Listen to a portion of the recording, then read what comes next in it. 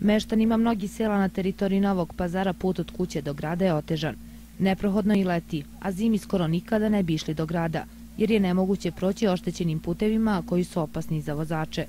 Jedan od takvih puteva bio je u naselju Novopazarska banja. On je ovih dana saniran. Prethodno je ovdje izgrađen i most. Velikog je značaj ovaj put što su nam nasuli za ovo naselje, nismo imali prilaz, tako reći, kućama nikaki. Želim da se zahvalim gradskoj upravi, pre svega i gradonačelniku, brzo ozdravljenje, kompletno i toj upravi. Veliko je ovo dobro učinjeno za ovo naselje.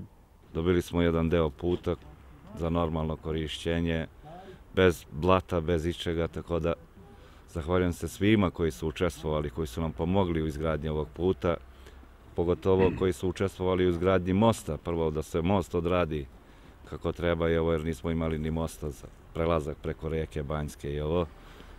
Saniran je i put u selu Izbice, tako da je i ovim meštanima olakšana predstojeća zima. To je bilo veliko blato, nismo mogli da izađemo za ovo selo, stvarno znači mnogo.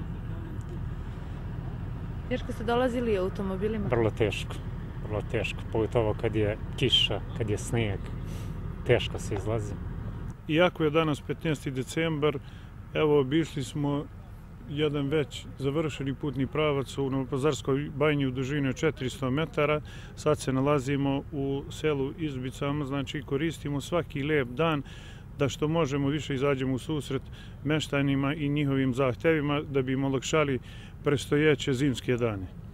Direkcija za izgradnju grada radit će dok to bude dozvoljavalo vreme, kako kažu veliki je broj puteva saniran u toku ove godine, ali da će raditi i dalje.